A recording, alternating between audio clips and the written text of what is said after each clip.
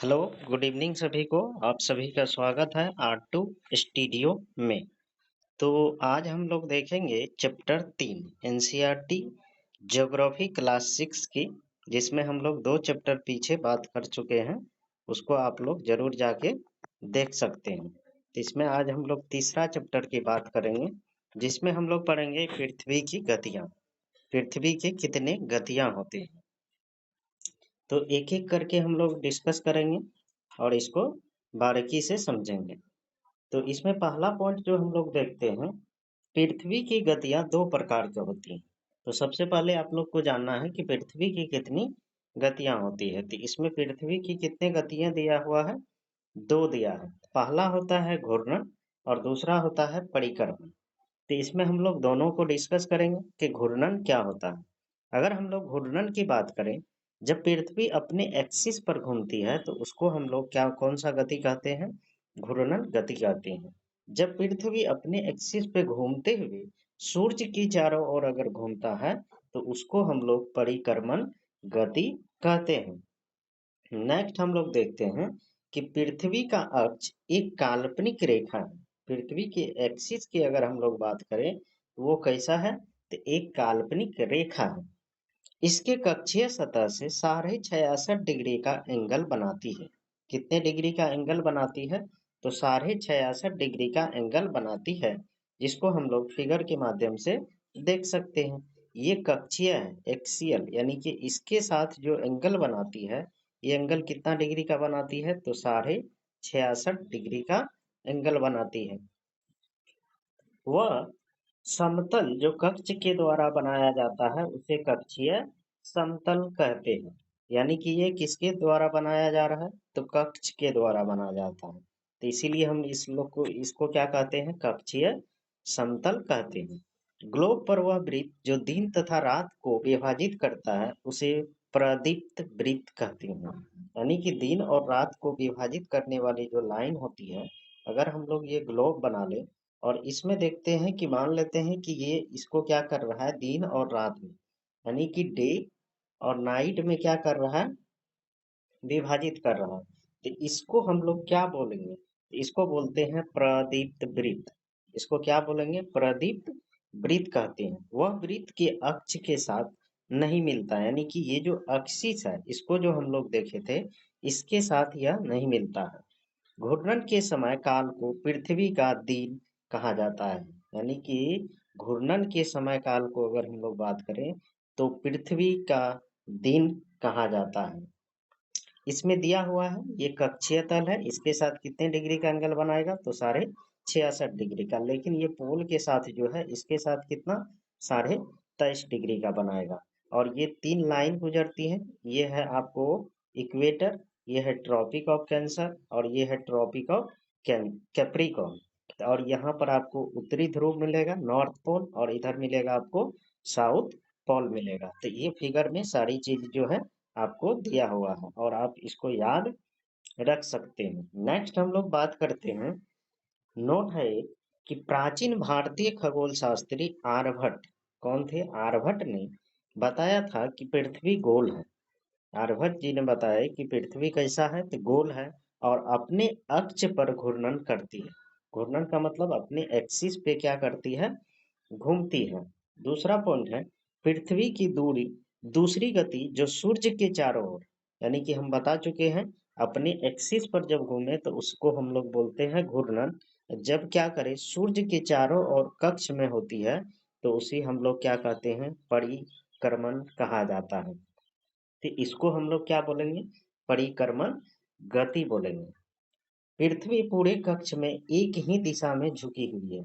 यानी पृथ्वी का अगर झुकाव की बात करें तो वो कैसा है, एक ही दिशा में, एक ही दिशा में क्या है, वो झुकी हुई है। जनरली एक वर्ष को गर्मी, सर्दी, वसंत एवं शरद ऋतु में बांटा जाता है। तो इसको गर्मी में, सर्दी में, वसंत में एवं शरद ऋतु में बांटा जाता है। ऋतु में परिवर्तन सूर्य के चारों ओर पृथ्वी की स्थिति में परिवर्तन के कारण होता है। यानी कि ऋतु परिवर्तन अगर हम लोग बात करें तो वो किसके कारण होता है, परिक्रमण के कारण होता है। सूर्य के चारों ओर जो पृथ्वी घूम रही है उसके कारण ऋतु में क्या होता है, परिवर्तन होता है। और कैसे परिवर्तन होता है हम लोग देखते हैं। ये परिवर्तन आपको एक साल में 4 बार दिखाई देगा, जो 3 मंथ यानी कि 3 मंथ में जो है आपको एक ऋतु आपको परिवर्तन होते दिखाई देगा। इसको हम लोग बोलते हैं, अगर मान लेते हैं कि ये शुरू होता है, ठीक है, ये सन है, सन जो है कहाँ मिलेगा आपको, बीच में।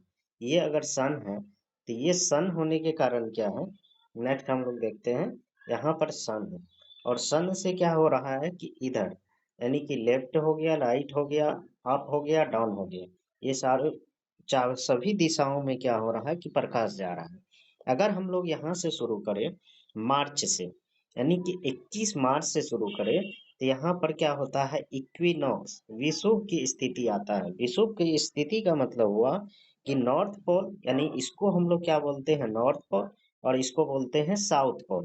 तो यहाँ पर प्रकाश जो होता है वहां नहीं पहुंच पाता है। तो इस स्थिति में हम लोग 21 मार्च से 23 सितंबर के स्थिति में हम लोग इसको कहते हैं विषुव की स्थिति कहते हैं। इसको हम लोग क्या कहते हैं, विषुव की स्थिति कहते हैं। और इस स्थिति में क्या होता है कि दिन और रात आपको समान दिखाई देगा, यानी जितना बड़ा दिन होगा उतना बड़ा ही क्या होगा, रात होगा। तो इसको आप लोग एक ऐसे याद भी कर सकते हैं कि आप नॉर्थ नॉर्थ हेमिस्फेयर में याद रखिए ऋतु को, और अब ऑटोमेटिक क्या होगा, साउथ हेमिस्फेयर का याद हो जाएगा। तो हम लोग देखते हैं कि ये साउथ हेमिस्फेयर में क्या होता है। जैसे हम लोग यहाँ से बात करें, जैसे यहाँ पर दिखाई दे रहा है कि साउथ हेमिस्फेयर में 21 जून में क्या आपको दिखाई दे रहा है कि शीत ऋतु है। यहाँ पर क्या है, शीत ऋतु, शीत मतलब ठंड के महीना है। तो आपको यहाँ पर नॉर्थ हेमिस्फीयर में क्या दिखाई देगा, आपको गर्म यानी कि ग्रीष्म ऋतु दिखाई देगा। फिर अगर हम लोग बात करें दक्षिणी गोलार्ध में 23 सितंबर, तो बसंत ऋतु है। तो इधर क्या हो जाएगा, शरद ऋतु है। तो सबसे पहले दक्षिणी गोलार्ध में हम लोग शीत ऋतु देखे, तो उधर क्या हो गया, नॉर्थ हेमिस्फीयर में ग्रीष्म ऋतु। नेक्स्ट देखे हम लोग 23 दिसंबर को देखे, वसंत ऋतु है, तो नॉर्थ हेमिस्फीयर में कौन सा आ गया, शरद ऋतु। फिर हम लोग देखते हैं ये 6 महीना ये हो गया। यहाँ से अगर हम लोग शुरू करें तो यहाँ से यहाँ कितना, 3 महीना, 6 महीना, और यहाँ से जाते जाते 9 महीना, और यहाँ तक कितना हो जाएगा, 12 महीना। तो यहाँ से हम लोग फिर आए तो यहाँ पर साउथ हेमिस्फीयर में आपको दिखाई दे रहा है कि ग्रीष्म ऋतु है। तो दक्षिणी गोलार्ध में हम लोग क्या हो जाएगा, जब ग्रीष्म ऋतु यहाँ पर होता है तो यहाँ पर क्या आ जाता है, शीत ऋतु। ये 22 दिसंबर की अगर बात करें तो 22 दिसंबर को कौन सा आ जाएगा, शीत ऋतु आ जाएगा। और इसी तरह से हम लोग क्या कर सकते हैं कि ये जो है आपको ऋतु, यानी कि हम लोग जो यहाँ पर पढ़े कि 4 टाइप के ऋतु होते हैं, गर्मी होता है, सर्दी होता है, वसंत होता है और शरद। तो ये जो 4 टाइप के हम लोग पढ़े, तो इसका जो है एक्सप्लेनेशन हम लोग देख लिए। तो इसमें आप क्या कर सकते हैं कि एक हेमिस्फीयर में याद रखिए, या तो साउथ में या तो नॉर्थ में। तो साउथ में जो अगर मान के चलिए शीत है, तो इधर क्या हो जाएगा, ग्रीष्म। इधर आपको दिखाई दिखाई देगा 23 सितंबर को, 23 दिसंबर को सॉरी, तो बसंत है तो शरद हो जाएगा, ग्रीष्म है तो इधर क्या हो जाएगा, शीत हो जाएगा। तो इसी तरह से आप इसको याद रख सकते हैं। अब इसको हम लोग एक पॉइंट में देख लेते हैं कि क्या क्या इसमें पॉइंटेड है। तो पहला देखते हैं कि 21 जून को उत्तरी गोलार्ध में कौन सा बात हो रहा है, उत्तरी गोलार्ध में सूर्य की तरफ झुका होता है। 21 जून की बात करें तो उत्तरी गोलार्ध जो होता है सन की तरफ जो है वो क्या होता है, स्लैंट यानी कि झुका होता है। तो सूर्य की किरणें कर्क रेखा पर सीधी पड़ती है। यानी अगर उत्तरी गोलार्ध में होगा तो उत्तरी गोलार्ध में क्या होता है, इक्वेटर, इक्वेटर से ऊपर जाएंगे 23.5 डिग्री, नॉर्थ में तो कर्क रेखा पर सीधी पड़ती है। इसके परिणाम स्वरूप इन क्षेत्र में उष्मा अधिक प्राप्त होती है, यानी कि गर्मी क्या होगा, ज्यादा पड़ेगा। ध्रुवों के पास वाले क्षेत्रों में कम उष्मा प्राप्त होती है, क्योंकि सबसे ज्यादा जो उष्मा प्राप्त होती है वो कर्क रेखा पर प्राप्त होती है, क्योंकि वहां सूर्य की किरणें तिरछी पड़ती है। उत्तर ध्रुव सूर्य की तरफ झुका होता है। तो उत्तर ध्रुव जो है वो किस तरफ झुका होता है, सूर्य की तरफ जो है वो क्या होता है, झुका होता है। तथा उत्तरी ध्रुव रेखा के बाद वाले भागों पर लगभग 6 महीना, लगभग कितना 6 महीना तक लगातार दिन यानी कंटिन्यूअस क्या होता है, दिन रहता है। चूंकि उत्तरी गोलार्ध के बहुत बड़े भाग में सूर्य की रोशनी प्राप्त होती है, इसलिए विषुवत वृत्त मतलब इक्वेटर भूमध्य रेखा की उत्तरी भाग में गर्मी का मौसम होता है 21 जून को, और इन क्षेत्र में दिन जो होगा आपको लंबा दिखाई देगा यानी बड़ा दिखाई देगा, और रातें जो होती है वो कैसा दिखाई देगा, छोटी दिखाई देगा। इसलिए इसको पृथ्वी की इस अवस्था को उत्तरी अयनांत कहते हैं। उत्तरी अयनांत कहते हैं क्योंकि सूर्य जो है वो किसकी तरफ झुका होता है, उत्तरी गोलार्ध में कर्क रेखा की तरफ झुकी होता है, तो इसीलिए इसको उत्तरी अयनांत कहते हैं। अब हम लोग चलते हैं 22 दिसंबर की बात करते हैं। 22 दिसंबर में क्या होता है, आपको देखने को मिलेगा 22 दिसंबर को दक्षिणी ध्रुव के सूर्य की ओर झुके होने के कारण मकर रेखा, तो सबसे पहले कहाँ था, कर्क रेखा से कहाँ आएगा, इक्वेटर पे आएगा, भूमध्य रेखा पर आएगा, और फिर जाके आपको दक्षिणी गोलार्ध में कहाँ आएगा, मकर रेखा पर सूर्य की किरणें सीधी पड़ती है। पहले हम लोग को उत्तरी अयनांत अगर देखे थे, तो उत्तरी अयनांत में कर्क रेखा के किरणें सीधी पड़ती थी। अब हम लोग आ गए हैं 22 दिसंबर मकर रेखा पर, तो यहाँ मकर रेखा पर सीधी रेखा पड़ेगी। किरणें जो है वो कैसी सीधी पड़ेगी, चूंकि सूर्य का किरणें मकर रेखा पर परपेंडिकुलर यानी कि लंबवत होता है। कैसा होता है, लंबवत होता है। इसलिए दक्षिणी गोलार्ध के बहुत से बड़े भाग में प्रकाश प्राप्त होता है।